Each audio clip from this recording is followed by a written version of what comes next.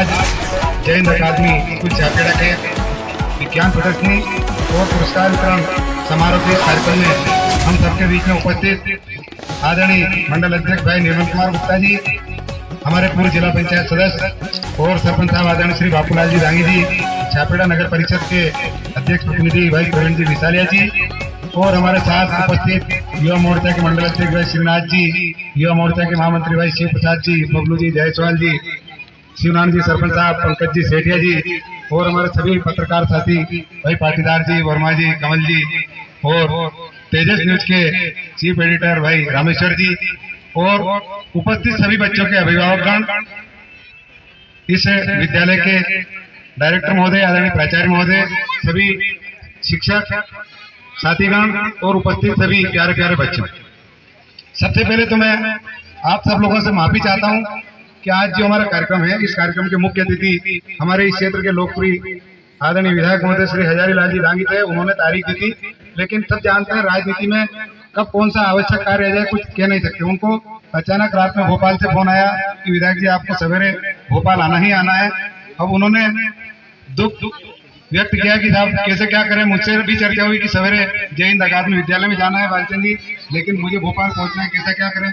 उनकी साहब कार्यक्रम तो पहले से तय हो गया है, हम विद्यालय परिवार से माफी मांगेंगे कि वो नहीं आ पाए। उनके प्रतिनिधि के रूप में उनके सुपुत्र हमारे बीच में उपस्थित है और हमारे मंडल अध्यक्ष जी, सभी कार्यकर्ता। तो उन विधायक महोदय की तरफ से जिन बच्चों ने भी पुरस्कार प्राप्त किया है, उन सबके लिए बहुत बहुत शुभकामनाएं हम उनकी तरफ से आप लोगों को देते हैं और इस विद्यालय परिवार को भी माननीय विधायक महोदय की तरफ से ये हम आशीर्वाद देते हैं कि इसी प्रकार आप लगातार बच्चों के उन्नति के लिए, बच्चों के स्किल डेवलपमेंट के लिए ऐसे कार्यक्रम आयोजित करते रहे, ताकि बच्चे निरंतर उन्नति की ओर अग्रसर हो और अपने विद्यालय का भी नाम हो और अपने क्षेत्र का भी नाम हो। सुंदर विज्ञान प्रदर्शनी लग रही है। आप जितने भी अभिभावक आए, अतिथि आए, उनसे भी मैं अनुरोध करूंगा कि उस विज्ञान प्रदर्शनी का अवलोकन करें, क्योंकि विज्ञान का हमारे जीवन में बहुत बड़ा महत्व है। हम प्रतिदिन हमारे जीवन में जो जीवन जीते हैं उसमें कई बार हम विज्ञान के सहयोग से हम कार्य करते हैं, लेकिन उनकी अनुभूति, उसके महत्व को हम जान नहीं पाते, उनको समझ नहीं पाते। और ये जो विद्यालय बच्चों को प्रोत्साहित करने के लिए ऐसी प्रदर्शनी लगवाते हैं, उनसे जो बच्चों से मॉडल तैयार करवाते हैं, ये इन बच्चों के भविष्य के लिए बहुत ही लाभदायक है, बहुत फायदेमंद है। क्योंकि आज विज्ञान प्रदर्शनी का महत्व है, विज्ञान प्रदर्शनी का आज आप पर्व मना रहे हैं, इसलिए मैं संक्षिप्त में एक विज्ञान के बारे में आपको बहुत एक रोचक जानकारी देना चाहता हूँ। क्योंकि ये जो हमारे शिक्षक बंधु हैं, इनसे भी मेरा सभी से एक निवेदन है कि बच्चों को हमेशा प्रोत्साहित करें, हमेशा सकारात्मक पॉजिटिव बात और पॉजिटिव पहलू बच्चों के सामने रखें। कभी किसी बच्चे के सामने नेगेटिव और नकारात्मक विषय पर उनके सामने चर्चा नहीं करना चाहिए। इसका मैं एक उदाहरण देना चाहता हूँ कि आप सब जानते हैं आज दुनिया जो रोशन हो रही है, दुनिया को रोशन जिसने किया है, सबसे पहले बल्ब का आविष्कार जिसने किया था, सभी शिक्षक बंधु जानते होंगे, थॉमस एडिसन जिनका नाम था, जिन्होंने सबसे पहले बल्ब का आविष्कार किया था।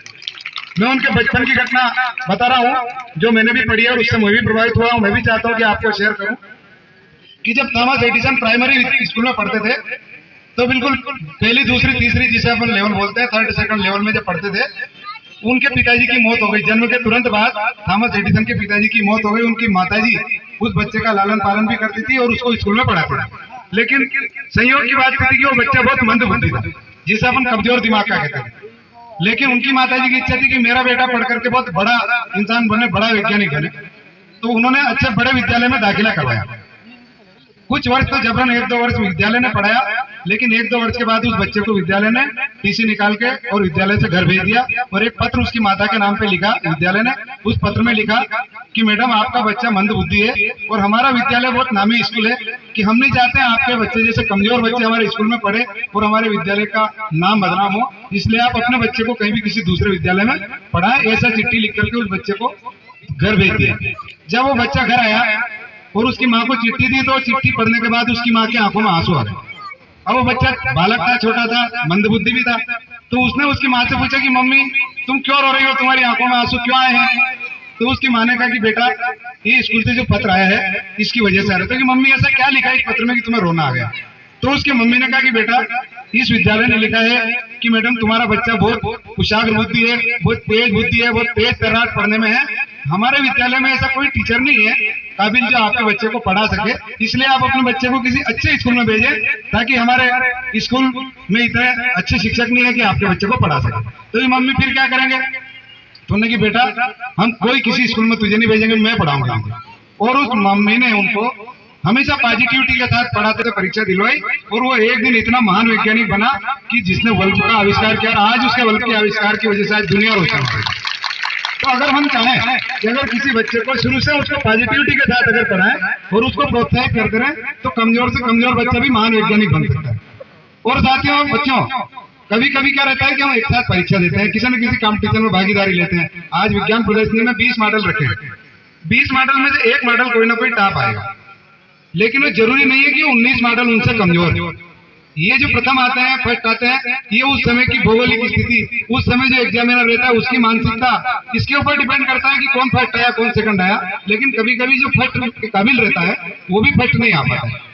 तो हमें हतोत्साहित भी कभी नहीं होना है कि हम तो फर्स्ट नहीं आए, हम तो फेल हो गए, हमारा मॉडल सिलेक्ट नहीं हुआ, मैंने इतनी अच्छी परफॉर्मेंस दी लेकिन फिर भी मुझे सिलेक्ट नहीं किया। इन चीजों का हमारे दिमाग पे, हमारे जीवन पे बहुत बड़ा असर पड़ता है।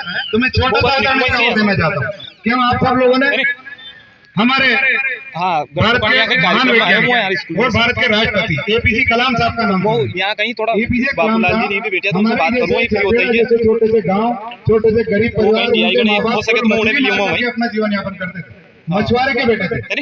रामेश्वरम, कई लोग तीर्थ यात्रा गए होंगे। रामेश्वरम एक ऐसी जगह है जिसका क्षेत्रफल मात्र 10 किलोमीटर है, समुद्र के बीच में टापू है, चारों तरफ आने जाने का कोई रास्ता नहीं है। बहुत तेज तर्रार से पढ़ते हुए उन्होंने सोचा कि मैं नौकरी करूं, तो एक सेना का इंटरव्यू देने के लिए उन्होंने जब फॉर्म भरा तो उनको सेना का इंटरव्यू के लिए ऋषिकेश में साक्षात्कार के लिए बुलाया। ऋषिकेश, हरिद्वार, ऋषिकेश का नाम सुना होगा।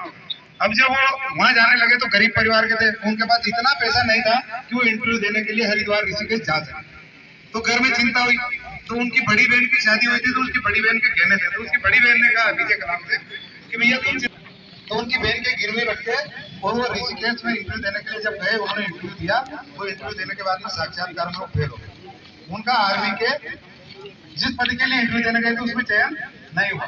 अब एपीजे कलाम साहब इतने हतोत्साहित हो गए कि बहन की रकमें बेच दी, गिरवी बेच दी, रकमें का पैसा बर्बाद कर दिया, वापस रामेश्वरम तक जाने का पैसा भी नहीं। क्या करें, तो वहाँ गंगा नदी के किनारे आत्महत्या करने के लिए चले गए। और वहाँ एक शिवानंद बापू जी का एक आश्रम है, उस आश्रम में छोटा बच्चा 20-22 साल का नदी के किनारे ऐसी जगह बैठा है जहाँ से अगर वो गिरता है तो सीधे मौत मिलती है। तो वो गए कि क्या बात है, ये बच्चा है क्यों बैठा है? तो शिवानंद बापू जी ने उससे पूछा, बेटा इधर आओ। बोले क्या नाम है तुम्हारा? तो उन्होंने कहा मेरा एपीजे कलाम नाम। तो कि कहाँ के रहने वाले हो? तो मैं रामेश्वरम का। यहाँ क्यों बैठे हो? बोले मैं आत्महत्या करने जा रहा हूँ, इस नदी, गंगा नदी में खुद के अपनी जीवन लीला समाप्त करना चाहता हूँ। तो उन्होंने पूछा क्यों? कि मैं यहाँ सेना का इंटरव्यू देने आया था, मेरी बहन की गहने बेच करके मैं यहाँ आया था और अब मेरे पास पैसे भी नहीं है और मेरा सिलेक्शन भी नहीं हुआ, इसलिए मैं अपनी जीवन लीला यही समाप्त करूंगा। बोला नहीं बेटे, तुम ये क्यों सोच रहे हो कि तुम्हारा चयन नहीं हुआ तो तुम काबिल नहीं हो? परमात्मा ने तुम्हें, क्योंकि वो तो मुस्लिम धर्म का थे एपीजे कलाम, शिवानंद बापू हिंदू धर्म को मानते थे, उन्होंने कि परमात्मा ने तुम्हें और अच्छे कार्य के लिए सुरक्षित रखा है, ये जो तुम कार्य का इंटरव्यू देने आए थे ये तुम्हारे योग्य नहीं। जब कभी कभी हमें ज्यादा योग्यता रखते हैं, छोटी योग्यता की परीक्षा देते हैं तो उसमें हम फेल हो जाते हैं, क्योंकि परमात्मा हमें अच्छे कार्य के लिए सुरक्षित रखता है। तो उन्होंने शिवानंद बापू ने आश्रम में ले गए, भोजन कराया, उसको रामेश्वरम तक जाने का पैसा दिया और एपीजे कलाम साहब वापस रामेश्वरम आए। तो आज अगर दुनिया में मिसाइल का सबसे पहले आविष्कार किया है तो भारत के जो राष्ट्रपति थे एपीजे कलाम साहब, जिन्होंने मिसाइल मैन के नाम से हम आज भी जानते हैं, और उन्होंने दुनिया में भारत का नाम रोशन किया। और उन्होंने मिसाइल तो बनाई, उसके साथ आज भारत के राष्ट्रपति के रूप में भी दुनिया उनको याद करती है। तो ऐसे छोटे छोटे कारण रहते हैं जब हमें कभी भी नेगेटिविटी की तरफ नहीं जाना है। शिक्षक बंधुओं की भी जिम्मेदारी बनती है, बच्चों के माता पिता की भी जिम्मेदारी बनती है, और बच्चों का भी दायित्व बनता है कि अगर हम किसी प्रयास में फेल हो जाते हैं, किसी प्रयास में असफल हो जाते हैं, तो हमें कभी भी हतोत्साहित नहीं होना चाहिए, क्योंकि हम हिंदू धर्म के, हिंदू संस्कृति के मानने वाले लोग हैं। जब तीर को आगे बढ़ाना होता है तो कमान को पीछे खींचा जाता है। जब हम कभी भी थोड़ा सा पीछे जा रहे हैं तो समझ लेना कि हम बहुत आगे जा रहे हैं। इसलिए जब भी पीछे जाए तो कभी भी हताश नहीं होना है, सकारात्मक सोच के साथ हमें आगे बढ़ना है। इस विद्यालय परिवार का मैं बहुत बहुत धन्यवाद, बहुत बहुत आभार प्रकट करना चाहता हूँ कि इतने अच्छे कार्यक्रम करके बच्चों का मनोबल बढ़ाने के लिए ऐसे कार्यक्रम आयोजित करते हैं। जय हिंद, जय भारत। वो साइंस विज्ञान प्रदर्शनी देखने के साथ साथ जो बच्चे साइंस प्रदर्शनी में पार्टिसिपेट किए, बच्चे भी अपने अपने मॉडल के समरूप उपस्थित रहे ताकि समझा सके। और अतिथियों से मैं यह भी निवेदन करूंगा कि बाल मेला बालकों द्वारा वो भी लगाया गया, तो वहाँ भी थोड़ा सा लुत्फ उठा के जाए। सम्माननीय अभिभावकों से भी निवेदन है कि वो भी विज्ञान प्रदर्शनी देखकर और मेला देखकर ही जाए। बाल मेले में जिस बालक बालिकाओं की दुकान लगी है वो उस स्टोर पे अपने अपने स्टोर पे पहुंच जाए। बहुत ना मजा है, लाइन से संबंधित टीचर और 2 टीचर वहाँ पर उपस्थित हैं। बाकी विज्ञान प्रदर्शनी में जो बच्चे हैं, बच्चे सभी यही बोला रहेंगे, सिर्फ जिनके मॉडल है और जिनकी मेला स्टोर में दुकान है वही यहाँ से जाएंगे, बाकी सारे बच्चे यही रहेंगे। समय हवाओं के चलते हमारे अतिथि किसी कारणवश पूर्ण समय ना देकर 2 प्रोजेक्ट से बनाया सर, 2 मॉडल मिलके बनाया, पेंटिंग से भी काम कर रहे हैं। अभिभावक जो मौजूद है उनसे भी मैं निवेदन करूंगा कि जो बच्चे द्वारा आपके कुछ बच्चे इसमें मौजूद हो सकते हैं, आप भी आए और इस विज्ञान प्रदर्शनी का आनंद लें और बच्चों का मनोबल बढ़ाएं। सम्मानीय अभिभावकों से भी मैं निवेदन करूंगा कि वो भी विज्ञान प्रदर्शनी में जो बालकों की इस मॉडल के पीछे लगी है इसको साकार बनाने में मदद करें और बच्चों का जो हौसला है वो अफजाई करें। एक बार जोरदार तालियां सारे बच्चों के लिए जिन्होंने इतने प्यारे मॉडल बनाकर तैयार किए हैं, इनके हौसला अफजाई के लिए। फिर ये फंक्शन कैसे करता है, ये थोड़ा अच्छा, हल्का दोनों कैसे बजाना? सांस लेने में प्रॉब्लम होती है, ऑक्सीजन कम एक मिनट होता है, ये हाँ, फिर 2 से 3 तो नहीं होता आज के दिन में। क्या आप स्मोकिंग बंद करें, एक बार फिर से 1 बहुत सारी डिजीज होती है, लंग कैंसर, सीओपीडी और फिर बहुत सारी जैसे कि लंग इन्फेक्शन, निमोनिया, और फिर अपन सिगरेट जो स्मोक करते हैं उससे हमें बहुत सारी चीजें होती है, जैसे कि यहाँ पे बनाया हार्ट अटैक वगैरह सब होता है। छपरा क्षेत्र में जैसे आप देख सकते हो जय हिंद अकादमी द्वारा विज्ञान प्रदर्शनी पुरस्कार वितरण और बाल मेला जैसी फंक्शन कैसे चीजों का आज कार्यक्रम रखा गया है, जो कि हर साल परंपरा रही है।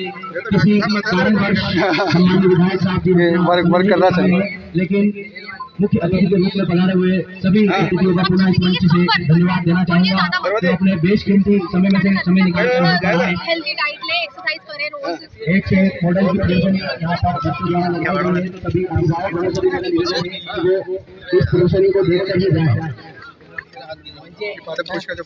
और बच्चों द्वारा मेला भी लगाया गया है, जो सम्मानित अतिथियों से निवेदन करना चाहूंगा कि मेले में सवाल करकर आए मॉडल का प्रचार भी और मेला भी हमें ये सब ताकि बच्चों का हौसला अफजाई हो इसलिए सके। बनाया क्योंकि ये हमें पेड़ पौधों से मिलती है और ताकि वो रोबोट की जरूरत ये हमने चंद्रयान 3 बनाया है। ये भारत का तीसरा चंद्र मिशन है। ये 23 अगस्त वो जारी रहेगा, कुछ समय के लिए विराम दिया गया है क्योंकि अतिथियों के पास जो समय था उसका थोड़ा सा अभाव है, उसके चलते जो प्राइस बनाने में 15 करोड़ समय के लिए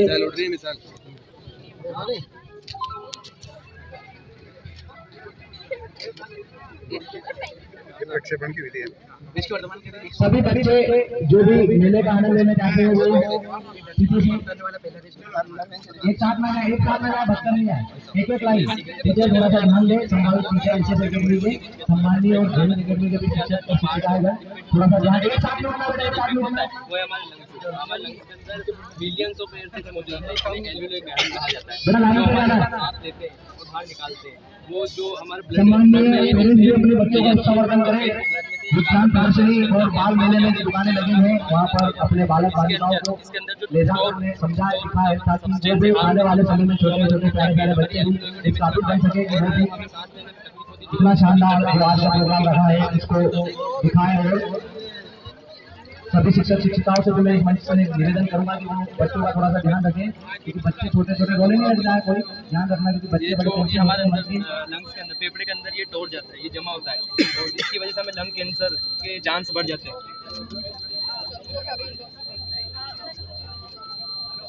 ये तो फेफड़े के प्लाज्मा में जाके जम जाता है। हाँ, ये जम जाता है, टोर इस तरह से जम रहा है। देख लीजिए सिगरेट पीने वाला।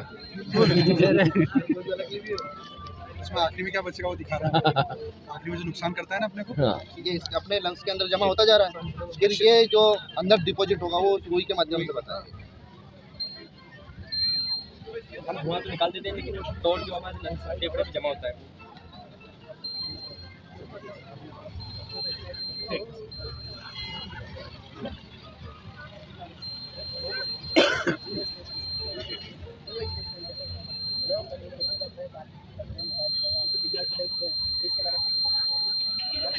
अपना धुआं निकलता है इसलिए। सब अपने अंदर ये धुआं तो अपन वापस निकाल देते हैं, पर धुआं तो निकाल देते, पर इसके अंदर जो केमिकल है वो तो वही रह जाता है। हाँ, वो सिगरेट से 700 से ज़्यादा केमिकल हमारे अंदर जाते हैं।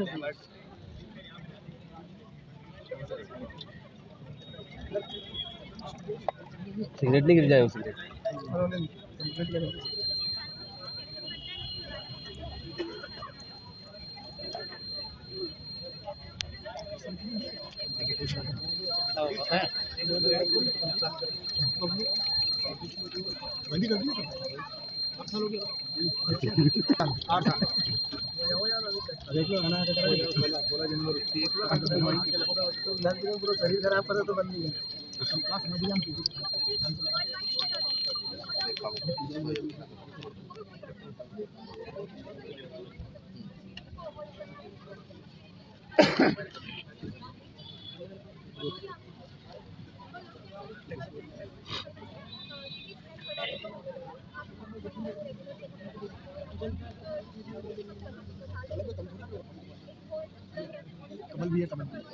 ये केमिकल होता है, टार है ये हमारे के अंदर की जो कण है ये धुआं का जो हम धुआं तो निकाल देते हैं, लेकिन ये जो टार है ये हमारे लंग्स में जमा होता है, जिसकी वजह से लंग कैंसर होता है, किडनी कैंसर होता है। इसका मतलब एक सिगरेट में नहीं है तो दिन भर में 10 पीते तो क्या होता है? अबे तो रोज पिए डिटेक्टर है, इससे पता चलता है कि बारिश हो रही है या नहीं हो रही। मतलब बड़े-बड़े कर रहे थे ना, उसमें अंदर पता नहीं चलता कि बारिश हो रही है या नहीं हो रही। तो इसमें जैसे बारिश की बूंदें गिरेगी ना, तो इसमें अंदर लाइट चलती है, घर के अंदर लाइट चल जाती है, इससे बारिश ऊपर गिरेगी और आवाज़ भी करता है। तो उससे पता चल जाता है कि इसमें मतलब बाहर बारिश हो रही है, तो उससे अपन बाहर कुछ भी सामान रखा रहता है उठा सकते हैं। और इससे एक फायदा ये भी है कि इसकी वजह से बारिश में अधिकतर लाइट चली जाती है, तो अंदर घर के अंदर लाइट भी चलती है। और इससे अपन पानी भी सेव कर सकते हैं। अपने मतलब छतों पे पानी जो आता है उसको अपन पाइप के थ्रू किसी अच्छी जगह पे लगा सकते हैं, तो बाद में काम क्या रेन डिटेक्टर